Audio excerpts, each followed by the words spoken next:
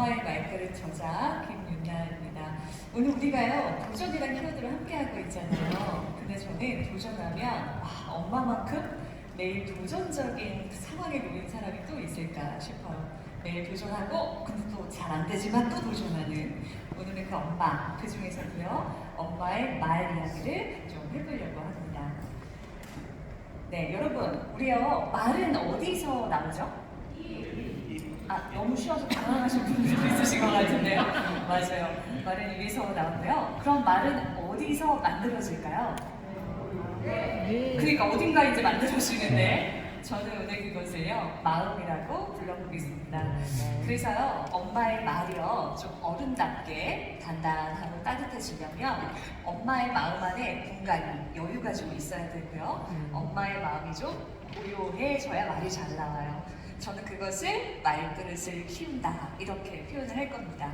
그러면 어떻게 하면 우리가 엄마의 말그릇을 키울 수 있는지 오늘은 엄마의 마음 세 가지에 대해서 이야기를 좀 드려보겠습니다. 첫 번째는요 엄마 마음의 속도 이야기를 좀 해보겠습니다. 여기 엄마 입장에 놓이신 분들 한번 생각해 보세요. 내가 요즘 아이들과 어떤 문제로 실랑이를 좀 벌이고 있으신지요? 저는 이제 1학년, 5학년 사내 아이 둘을 키우는 엄마입니다. 하루하루 살아요. 자, 그런데 저도 뭐 매일이 도전이지만 특히 저희 첫째가요 진짜 수학학원 가는 거를 너무 싫어했어요. 진짜 한 2년 전에는 그게 증세가 너무 심해서 어느 정도였냐면요 어느 날 이제 학교에서 돌아왔는데요 애가 이렇게 다리를 저는 거예요 이렇게. 그럼 이제 학원에 못 가잖아요. 그래서 쉬라고 말을 했죠. 그랬더니 갑자기 기적이 일어납니다. 느낌 오시죠? 네. 괜찮아져. 분명히 이랬거든요. 근데 10분도 되지 않았는데 애가 일어나 걷고요. 심지어 뛰고 동생한테 발차기까지 하는 겁니다. 얼마나 가기 싫으면 그랬을까요? 그래서 제가 한 날은요 딱 마음을 먹고 아이와 대화를 나누려고 했습니다. 그래서 이 수학의 방향과 비전에 대해서 좋은 말을 아이에게 했는데요. 그 아이가요 제 이야기를 들으면서 끄덕끄덕 하는 겁니다. 그래서 제가 말하다가요 먹히나 싶은 거예요. 그래서 조금 더 길게 얘기했어요. 자, 그런데 우리가 이제 이야기했다고 해서 아이가 끄덕였다고 해서 그걸 다 이해했을 거라고 생각하면 안 되죠. 꼭 확인을 한번 해야 됩니다. 그래서 제가 아이에게 물어봤어요. 엄마가 굉장히 많은 이야기를 했는데 너는 어떤 걸 이해했니? 라고 물어보니까요 저희 아들이 이렇게 말을 하는 겁니다. 안 들었는데요. 아니 전전에 끄덕이면서 듣던데 그럼 그때는 무슨 생각을 한 거야? 이렇게 말했더니요 듣기 싫다. 왜 이렇게 엄마가 말이 많지? 이런 생각을 했다는 겁니다. 너무 솔직하죠. 엄마의 말이 듣기 싫었다니까 갑자기 제 마음이 확 불편해져요. 그런데 그걸 알고 있어요. 그럴 때 우리가 말을 급하게 이어 붙이면 그 말은 방향을 잃기 쉽습니다. 그럴 때는 엄마 마음의 속도를 늦추어야 합니다. 엄마 마음의 속도를 늦추는 가장 좋은 방법이 뭐냐면요 바로 세밀한 관찰입니다. 저 세밀한 관찰은 뭐냐면 그렇게 훅 보는 거랑 좀 달라요. 좀 의도를 가져야 돼요. 내가 관찰해 보겠다라는 마음을 먹어야 하고요. 그리고 찬찬히 살펴보는 것을 의미합니다. 그래서 심호흡을 좀 한번 하고요. 제 마음을 먼저 좀 살펴봤어요. 제 마음에선 이런 일이 일어나고 있었어요. 계속 수학학원 안 간다 그러면 어쩌지? 나처럼 순포자 되면 큰일인데? 막 이런 생각들이 막 있으니까 마음이 복잡할 수밖에 없죠. 그리고 아들을 봤어요. 아들을 관찰해 보니까요. 몸이 말을 하고 있더라고요. 저는 이제 아들을 향해서 몸이 이렇게 향해 있는데 저희 아이는 저하고 눈도 마주치지 않고 이미 문을 향해서 이제 나갈 준비를 하는 사람처럼 몸이 틀어져 있더라고요. 자, 그렇게 관찰을 하다 보면 알 수 있어요. 내가 다음 말을 어떻게 해야 할지. 저는 더 말하기를 그냥 포기하고요. 이렇게 말했습니다. 우리가 이 학원 문제에 대해서는 꼭 같이 해결을 해야 되는데 오늘은 여기까지만 하자. 네가 솔직히 말해준 덕분에 네 마음 엄마가 알았어. 이렇게 말했더니요. 저희 아들이 갑자기 이렇게 안기면서요. 엄마 조금 더 놀고 싶어서 그래요. 막 이렇게 원래 제가 알던 아들의 모습으로 속도가 오더라고요. 좀 전까지만 해도 고슴도치처럼 막 가시가 있었거든요. 저는 이제 그 모습을 보면서 알게 됐어요. 그 대화를 통해서 앞으로 학원 열심히 다닐게요 라는 말을 받아낸 것도 아니고 제 마음이 뭐 되게 편해진 것도 아니었습니다. 하지만 엄마 마음의 속도를 늦추었기 때문에 우리가 사고가 나지 않았던 거예요. 그래서 우리는 조금씩 나누어서 이 수학의 얘기를 같이 할 수 있었어요. 그래서 노는 시간도 같이 마련하고 또 아이는 좀 싫지만 본인이 또 해놓은 말이 있으니까 오늘 학원 가야 되겠지요? 이제 이러면서 네, 수학학원 열심히 가는 모습을 보여주었습니다. 엄마 마음은 그래요. 엄마 마음은 오늘 숙제 한 번 안 한 게요. 아이의 고된 미래하고 확 연결되어 버립니다. 그렇게 엄마 마음에 미래 가속도가 붙어버리면 마음이 복잡해지죠. 그럼 말이 많아집니다. 엄마 말이 많아지면 아이는 귀를 막아버려요. 그럼 그 귀를 막는 아이의 모습을 보면서 또 엄마 마음 어때요? 열폭 터지거든요. 그러니까 대화가 안 된다고 서로 느낄 수밖에 없습니다. 그래서 말그릇이 큰 엄마들은요, 자신의 속도를 알고 그것을 조절하는 방법을 연습한다는 거죠. 아까 말씀드린 것처럼 자신의 마음을 이렇게 속도를 조절하는 가장 좋은 방법은 바로 세밀한 네, 맞아요. 관찰입니다. 특히나 이런 분들은 더 관찰을 열심히 연습하시면 좋겠어요. 굉장히 목표 지향적인 엄마. 매일 투두리스트가 있어서 열심히 성실하게 지워가는 엄마. 또 완벽한 이미지를 또 추구하는 엄마라면 자신의 속도를 좀 조절하는 연습을 권해드리고 싶습니다. 우리가 아이를 키운다는 것은요, 서로의 속도를 맞춰가는 일 같아요. 엄마가 너무 미래를 달리고 아이가 현재가 있으면 서로 목소리가 들리지 않잖아요. 그러니까 대화가 잘 안 될 수밖에 없습니다. 자, 그러면 두 번째 엄마 마음 이야기를 좀 해보도록 할게요. 두 번째 엄마의 마음의 강도 이야기를 해볼게요. 그러니까 엄마 마음이 이렇게 와왕 하는 순간들이 있죠. 여러분 최근에 아이에게 화 내셨습니까? 네. 진실되게 말씀해 주시길 바래요. 그렇죠. 저도 어저께 열폭했습니다. 그런데 부모가요, 아이에게 화를 표현하는 건 전 중요한 의사소통이라고 생각해요. 특히 아이가 자랄수록, 커갈수록 너의 언행으로 인해서 내가 화가 났다는 걸 정확하게 표현하는 것은 중요한 대화 기법입니다.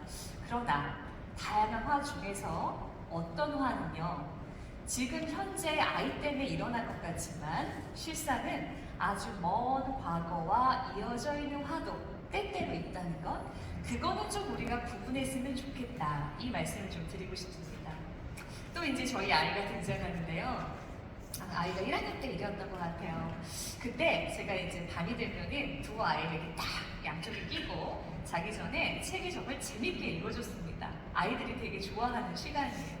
근데 이게 취침 시간이 너무 늦어지는 거예요. 그래서 제가 10시가 넘으면 읽지 않겠다고 책을 이제 이렇게 선언을 했습니다. 근데 그날도 어김없이 10시가 넘었고요. 그래서 제가 침대에 먼저 누우면서 안 되겠다. 오늘 책 못 읽겠어. 내일 우리 꼭 시간 지켜보자. 이렇게 말했습니다. 그랬더니 이제 저희 아이가 네 어머니 그럴게요. 이러진 않을 거잖아요. 그 얘기를 듣고서 또 막 이렇게 이거 좀 싫어 읽을 거야. 막 이렇게 또 시작해요. 그래서 제가 한 번 또 호흡을 하고 아쉽지만 안 되겠어. 엄마도 너희하고 책 읽는 시간 너무 좋아. 그런데 우리 조금 내일은 일찍 시간을 당겨보자. 이렇게 말했는데요. 그 말을 듣자마자 큰아이가 벌떡 일어나더니 그 벽에 있는 스위치 있어. 그거를 껐다 켰다 껐다 켰다. 그러니까 막 사이클이 막 돌아가듯이 있잖아요. 막 어지럽게 저를 만들더니요. 불을 환하게 킬 수 있는 모든 불을 켜놓고요. 저한테 자, 됐지? 이렇게 말하는 거예요. 그런데 그 순간이요. 제 마음 안에 있던 어떤 한 줄기의 이성의 끈이랄까요? 그게 뚝 끊기는 느낌이 들었어요. 그리고 제가 무슨 말을 했는지 사실 잘 기억은 안 나는데요. 아마도 너 이리 와봐 하면서 엄청난 말들을 이어나갔을 겁니다. 자세한 얘기는 안 할게요. 저를 좀 보호하고 싶어요. 왠지 소통 전문가 이미지도 있고 하니까 그랬었어요. 물론 여러분, 아이가 잘못된 행동을 했습니다. 그런데 그것은요, 가르치면 될 일이었어요. 평소에 제 행동에 비해서 과했습니다. 그리고 아이가 어떤 행동을 하는 그 순간 제 마음에서는 어떤 생각들이 막 일어났는데요. 이런 생각이 떠올랐어요. 지금 네가 뭐 하는 거야? 날 무시하는 거야? 이런 생각. 이런 자동적 생각이요. 제 머릿속에 떠올랐다는 겁니다. 이제 고작 1학년이요. 엄마와 책 같이 읽고 싶어서 그랬을 뿐인데 제 머릿속에서는 그런 자동적 생각이 떠올랐어요. 과연 이 생각은 어디로부터 온 것일까요? 저는 원래요, 어릴 적부터 타고나기를 좀 예민한 편이에요. 다른 사람의 표정이나 눈빛에 잘 반응하죠. 그런데 이런 거 있어요. 야, 너 엄마 없다며? 너 아빠랑 둘이 산다며? 너네 집 되게 가난한가 봐. 너 육성회비 한 번도 제때 낸 적 없더라? 맨날 선생님한테 불려가던데? 누구도 제 앞에서 저한테 그렇게 말한 사람은 없었습니다. 그런데 그렇게 볼까봐, 저를 그렇게 생각할까봐 저는 늘 안테나가 세워져 있었어요. 그러니까 지금 나 무시하는 거야? 저거 나 무시하는 행동 아닐까? 이런 생각을 늘 갖고 있고 또 조금만 마음에 들지 않는 그 버튼이 눌렸던 것 같아요. 그게 벌써 오래전 일인데요. 그리고 제가 이제 40대 중반이 되면서 이제 좀 잠잠해지나 했는데 아이를 키우다 보면요. 그게 막 대책 없이 눌려버리는 때가 있더라는 겁니다. 아마 여러분도 있으실 거예요. 내가 이 어린 것을 붙잡고 뭐 하는 건가? 도대체 왜 나는 어른답지 못하는가? 하는 순간도 있으실 겁니다. 여러분 혹시 그 샤크 뮤직이라는 말을 들어보셨나 모르겠어요. 이건 상어 음악이라고 하는 개념인데요. 성찰적 양육 이론에서 얘기하는 겁니다. 이게 뭐냐면 예전에 여러분 좀 오래전 영화인데 혹시 조스라는 영화 혹시 아십니까? 네. 혹시 젊으신 분들은 잘 모르실 수도 있는데 조스라는 영화는 이제 바닷가에서 사람들이 막 포괄하게 막 수영을 하고 있으면은 식인 상어가 저 멀리서 나타날 때 그 불길한 징조를 막 표현하는 OST가 흐르거든요. 그 조스 OST 혹시 기억하셔요? 네. 한번 아시는 분만 해보시겠어요? 어떻게 기억하세요? 빠밤 빠밤 빠밤. 모르실까봐 너무 걱정했어요. 네, 맞아요. 뭐 이런 거 있었어요. 있어요. 찾아보세요. 모르시는 분들. 샤크 음악, 그러니까 상어 음악은요. 엄마 마음이 확 예민해지고 엄마 마음에 버튼이 눌리는 순간, 그래서 엄마가 분노 폭발하기 직전의 그 상황을 상어 음악이라고 부릅니다. 그래서 우리 마음의 강도를 잘 조절하려면요, 말귀를 시큰 엄마들은 자신의 상어 음악이 무엇인지를 알아내려고 노력한다는 거죠. 저도 그날 아이 재우고요, 저 성찰 노트가 있어요. 말이 좋아 성찰 노트지 반성만 가득한 노트가 있거든요. 그걸 펴서 내가 아직도 이런 순간에 버튼이 눌리는구나. 다음에는 꼭 알아보자. 와밤 이렇게 적어두는 노트들이 있습니다. 자, 이 상어 한 마리는요, 어쩌면 계속 우리 마음을 휘젓고 다닐지 모르겠어요. 완전하게 통제하기가 좀 어렵습니다. 그런데 그때와 지금이 다른 것은요, 우리는 그 상어를 알아볼 수 있다는 거예요. 그래서 우리가 뭔가에 분노했을 때 그냥 넘기지 마시고 분노로부터 좀 배우려는 태도가 필요하죠. 그 분노를, 그 상어 음악을 알아보기만 하면 아이와 엄마가 다치기 전에 미리 대피할 수도 있습니다. 자, 마지막은요, 엄마 마음의 그림자 이야기를 좀 해보려고 합니다. 아이를 키운다는 것은요, 끊임없는 투사의 과정이다. 이렇게 말합니다. 이게 무슨 뜻이냐면요, 그러니까 아이를 있는 그대로, 아이의 특성 그대로, 타고난 기질 그대로 보기보다는 엄마가 가지고 있는 어떤 경험들, 삶의 단면들을 자꾸 아이에게 비추어서 보게 된다는 거죠.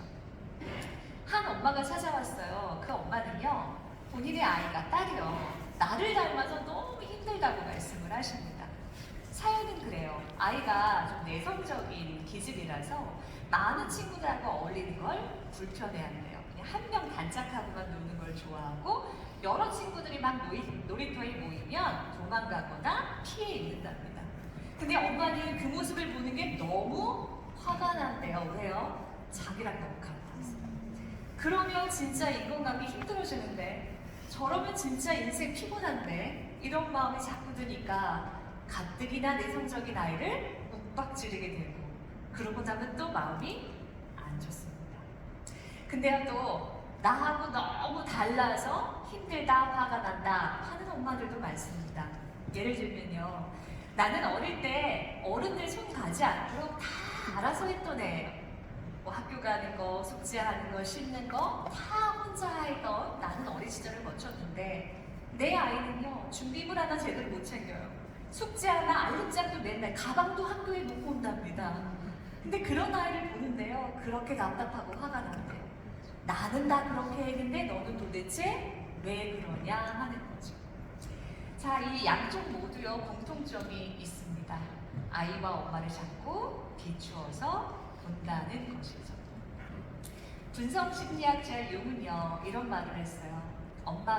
부모가 살아보지 못한 삶이요, 우리 아이가 짊어져야 할 가장 큰 짐이다, 이런 말을 했습니다. 그러니까 왜 우리 다 누구나 그런 거 있죠. 어릴 때 가지고 싶었지만 가지지 못했던 것들, 이렇게 살고 싶었지만 살아보지 못한 삶의 모습들이 있을 겁니다. 그 모습들을 자꾸 아이에게 강요하게 된다는 뜻이죠. 자, 그럼 이것도 해결책이 있을까요? 있죠. 융은 동시에 말했어요. 부모가요, 내가 살아보지 못한 삶, 좌절됐던 욕구, 그게 무엇인지를 잘 공부하며, 그래서 이것이 아이인 게 아니구나, 내 거구나, 이거를 잘 구분해내는 노력을 할 때요, 그 투사의 연결고리를 끊어낼 수 있다, 이렇게 말했습니다. 그래서 말그릇이 큰 엄마는요, 자신의 그림자에 대해서 공부하려고 합니다. 물론 지금 이 순간이 가장 중요합니다. 아이와 눈 마주치고 있는 바로 지금 이 순간이요. 하지만 한 번쯤은 엄마가 자신의 역사로 되돌아가서요, 내가 가지지 못했던 거, 살아보지 못했던 거, 그러나 원했던 것이 무엇인지를 한 번쯤은 정리할 필요가 있습니다. 그 과정이 편하지는 않을 거예요. 하지만 엄마가 그 과정을 거쳐내야 우리 아이가 나의 그림자로 덧입히지 않고 자신만의 아름다움을